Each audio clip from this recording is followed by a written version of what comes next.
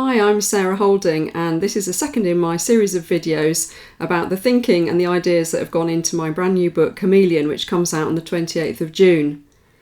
In the last video I talked about Atlantis because the whole story is set during the fall of Atlantis, which I've speculated took place during a previous episode of intense climate change. But that's not the only unusual thing about the story. I've also speculated that during the time of Atlantis we had contact on Earth with other planets and other civilizations. The story opens with a scientist, a genetic engineer in fact, working in Atlantis, who has created these chameleonoid species of human which are capable of shape-shifting in certain ways, although it's not clear at the start how that is going to take place. They also have blue eyes as a sort of innovation that they've introduced. From the outset, it's quite clear that this research scientist doesn't originate from Earth. He makes several mentions of the fact that he would like to return home and he's looking forward to this contract ending so that he can go back to his home planet, Sirius.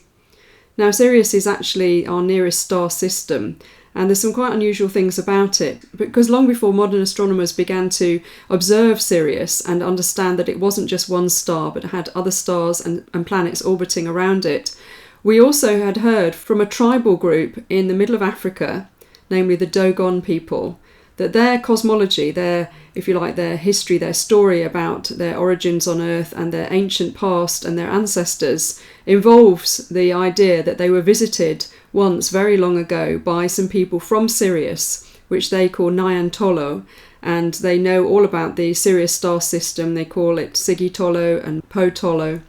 And they call the people who came from Sirius Onomo. They have quite a complex understanding of it, which was studied in the 1930s by two French anthropologists who spent a lot of time with the people in the Dogon and gained their trust and wrote down their stories and their belief system in a book called The Pale Fox. And it wasn't until another scholar who was better versed in the aspects of astronomy that the Dogon spoke about that he realised that they knew things that they couldn't possibly have known: the time it takes for one of the stars to orbit the other, the density of the main star, and some of the other features that they couldn't possibly have known, couldn't possibly have even been told because it's only been discovered recently. So there's some very interesting anomalies there. And there are drawings that the Dogon people have done of what the Onomo looked like, which are consistent with lots of carvings by the Assyrians that have been found in Mesopotamia,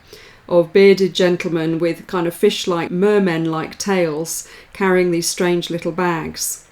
I decided that I wanted to feature some characters in my story that didn't come from Earth, but had come to the aid of Earth because there had been an alert, an emergency call put out to come and assist with tribulations that Earth was going through, and Pa is part of that story.